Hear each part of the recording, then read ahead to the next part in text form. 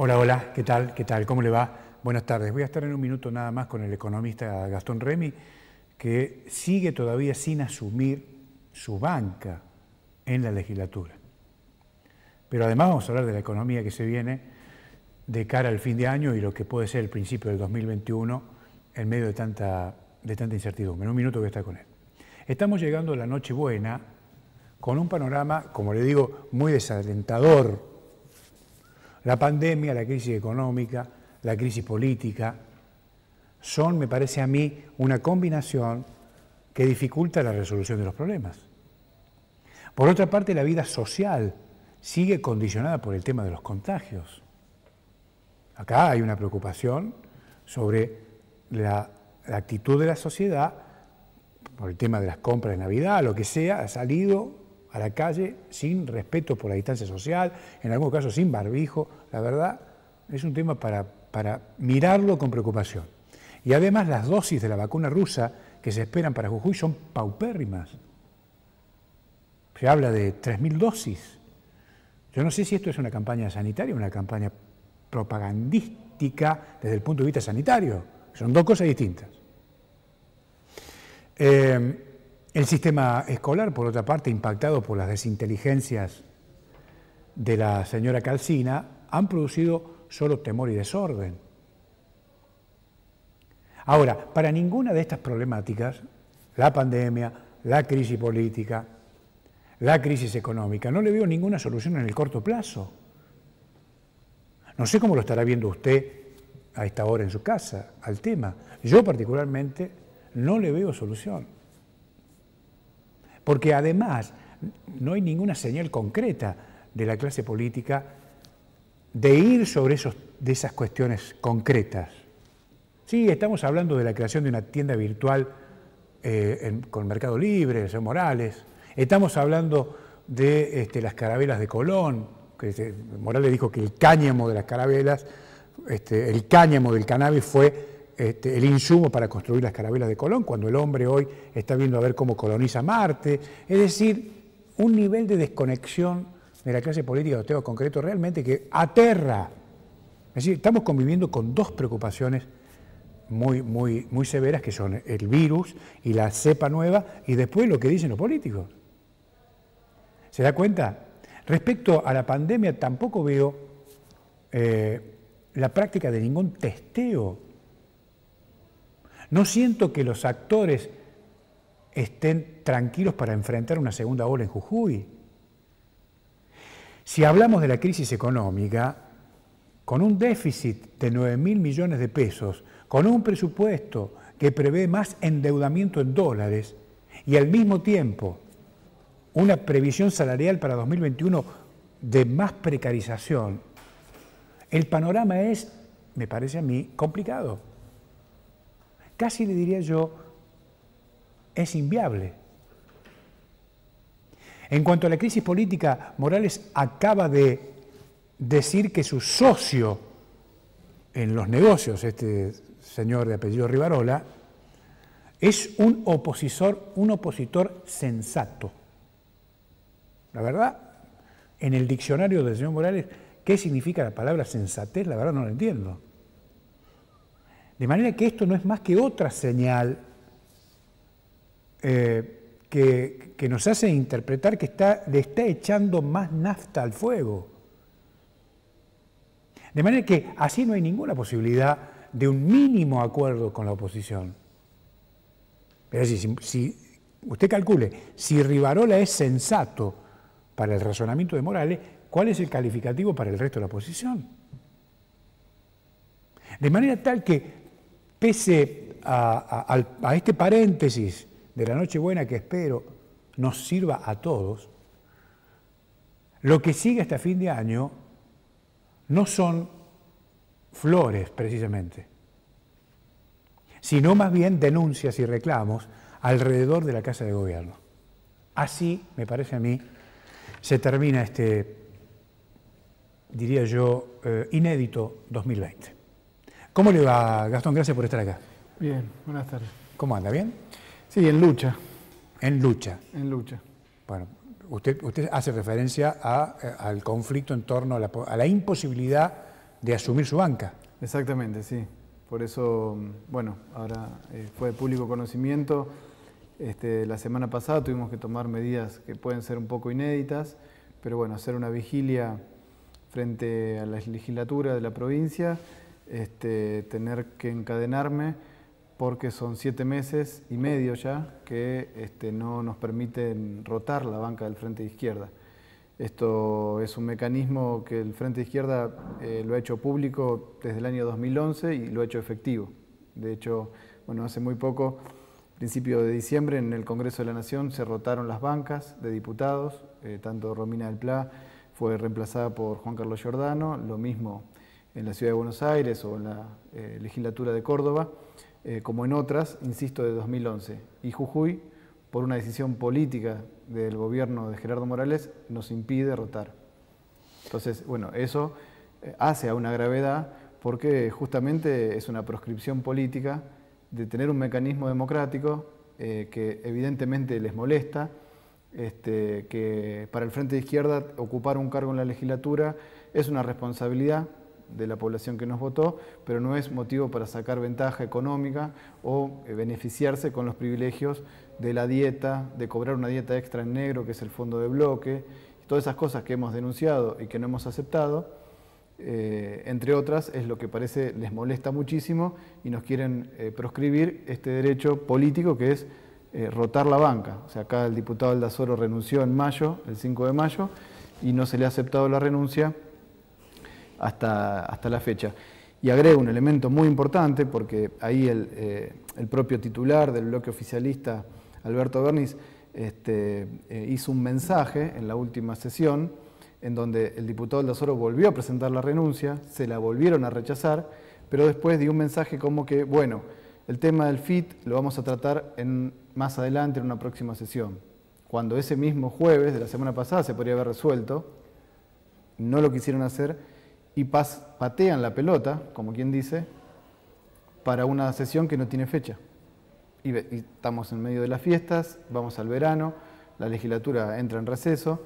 Entonces, bueno, se están burlando, ya no del Frente de Izquierda, sino de más de 60.000 jujeños que lo votaron en 2017 sabiendo que hacíamos un mecanismo y que un sector se movilizó para que se haga efectivo. Entonces, permanentemente es una burla de un gobierno proscriptor y que se burla del pueblo, ¿no?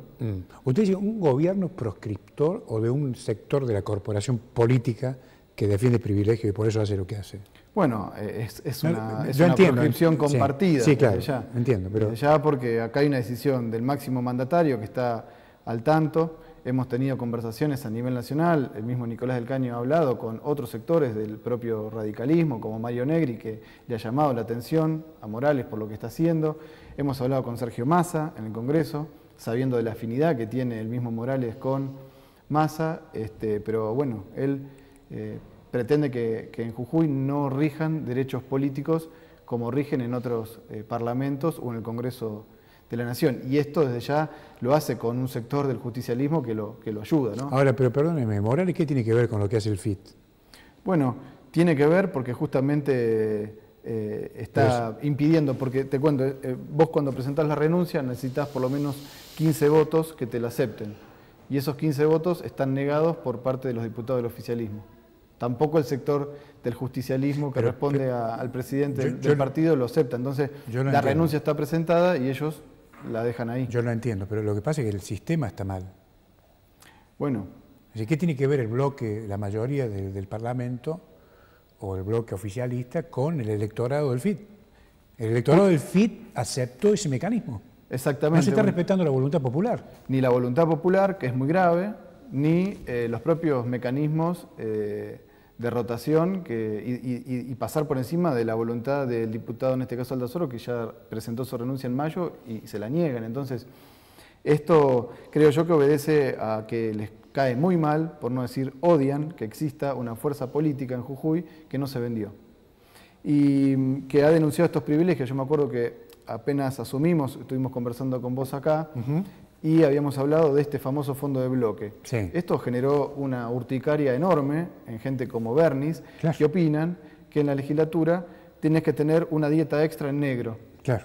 O sea, ¿qué trabajador tiene doble sueldo? Ninguno, porque apenas llegan a fin de mes la mayoría. Bueno, el privilegio de ser diputado en Jujuy es tener una dieta equivalente para manejarla en negro y no rendir cuentas cuando es dinero público. Y esto sucede hace años. Cuando estaba la gestión anterior justicialista, hacían lo mismo. Entonces, que nosotros le dijamos, no lo queremos, no lo rechazamos, y le digamos, existe y lo hagamos público, porque para el empleado estatal no, para la enfermera no hay fondos.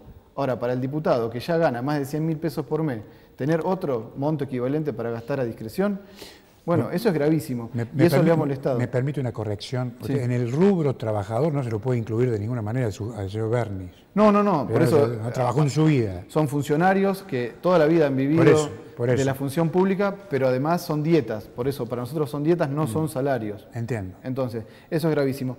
Y después creo que molesta que haya una fuerza política que quieren impedir que siga emergiendo y que se consolide, que es una fuerza independiente de ese bipartidismo. Ayer presentamos con Alejandro Vilca y el resto de los diputados del FIT un proyecto para derogar el piso del 5%, que recordemos es uno de los pisos más altos del país, y es justamente hecho a la medida de que siempre entren legisladores en el Consejo, o en los consejos deliberantes o en la legislatura de dos fuerzas. ¿Sabe quién es el principal opositor de esa propuesta? El propio Bernis. No, desde ya eso lo han defendido con uñas y espadas, porque justamente es lo que les da la posibilidad de tener un control absoluto, no solamente de la Cámara y de los proyectos, sino de todos estos negocios que se hacen a espalda del pueblo de Jujuy. Entonces, tener una provincia donde se proscribe a la izquierda la posibilidad de rotación, que en ningún otro lugar del país se ha hecho, sino que se permite, porque es un derecho político. Tener el piso más alto para que siempre sean dos fuerzas políticas, que son las que vienen desde hace años llevando a Jujuy a esta decadencia. Bueno, eso es gravísimo, por eso volvimos a insistir, de derogar ese piso, de poner otras condiciones que permitan que no solamente el Frente de Izquierda, otras fuerzas políticas con otras ideas y demás puedan tener también representantes. Ahora, eso, insisto, reafirma que solo sean dos, y cuando hay un tercero que logró pasarlo y que se mantiene firme, no se vende, bueno, eso los vuelve locos, y yo creo que sí, que hay un odio hacia el Frente de Izquierda por parte de ellos, y bueno, y la contracara a eso es el enorme apoyo popular. Te cuento, vendedoras ambulantes que las vienen persiguiendo acá en la ciudad, con la última ordenanza escandalosa que se votó, vinieron a apoyar porque dicen, bueno, son ustedes los únicos que cada vez que nos viene a sacar la policía están con nosotros, cada vez que nos atacan, y ustedes tienen que estar ahí porque si no, estos hacen lo que quieren. Bueno, ese reconocimiento, como en otros lugares de trabajo, obviamente que ellos lo quieren borrar, porque es como un mal ejemplo para la Jujuy, que ellos quieren que sea de ellos, sus familiares, sus amigos y 2 o 3 dueños de los sectores más concentrados de la economía. Entiendo. ¿Pudo revisar algo el presupuesto o no? El presupuesto lo analizamos, fui al día de la Comisión de Finanzas, me quisieron sacar con la policía, recordemos que eso también fue un escándalo, porque yo tendría que estar ahí como en calidad de diputado. Y sin embargo, el señor Cuellar me mandó un policía, primero a sacarme otra vez y después 2 policías de civil. Bueno, eso ante una persona que tendría que ser diputado, estar en calidad de diputado, así todo, me tomé el trabajo como economista, investigué, y el presupuesto realmente es bastante escandaloso por el nivel de ajuste que le impone al salario de los estatales. Bien. Vuelven a perder, no solamente este año con esa paritaria miserable del 10%, sino el año que viene. Lo más crítico es que no hay prácticamente construcción de vivienda acorde a la necesidad, unas 1.700 respecto de por lo menos 30.000 personas inscritas en el IBUJ, y sobre todo lo que no quisieron dar información es por qué la deuda pública casi crece 3 veces entre este año y el año próximo. Casi 3 veces. La deuda pública. La deuda pública. Cuando se le preguntó al ministro Sadir, en el medio del hostigamiento del policía y toda esa situación, se hicieron los onzos, no quisieron responder. ¿Por qué la deuda pública de Jujuy entre este año y el próximo crecería casi 3 veces? ¿Y cuál es su interpretación? Bueno, hay una parte que es el enorme peso, casi la mitad está en dólares, y la devaluación hace que eso se dispare, porque tenés que juntar más pesos para devolver esa cantidad de dólares, y después se ha tomado deuda este año de la pandemia, pero justamente deuda que no ha ido ni siquiera a pagar los salarios. No se sabe a dónde va esa habilitación de deuda que se hizo y a dónde va la parte de dinero destinada a salarios que no fue a salarios. Bueno, eso se lo preguntamos también, no lo quisieron contestar, evadieron la pregunta, pero imagínate, estar en el medio de esa situación donde no sos diputado, donde te mandan un policía. Bueno, imagínate si eso lo hacen ahí, ¿qué queda para el vendedor ambulante que se quedó sin trabajo, que está haciendo esfuerzo y directamente te están sacando la mercadería en la cara porque al intendente se le ocurrió que vos no podés vender ahí, tenés que irte o a pagarle el alquiler al Big Mall, que sabemos que es en parte propiedad de un ex vicegobernador, o los terrenos de ex Bachi 2, que son propiedad de otro vicegobernador que en su momento tuvo acciones en un supermercado jujeño. Bueno, eso es gravísimo. Entonces, ese presupuesto tiene esa contracara. Insisto, el problema del endeudamiento de la provincia es lo que también tiene a Cauchari del otro lado, como supuestamente la vaca sagrada de la cual se va a sacar para educación, para comer y curar a todo el pueblo de Jujuy. Y eso el propio presupuesto lo desmiente. No hay que ir a hacer una gran investigación más allá de las que hicimos, mostrando el rendimiento del parque, etc. Si vos ves, se van a recaudar casi 4.200 millones de pesos con Cauchari, según el presupuesto. Esto hay que ser muy optimista, ¿no? Sí.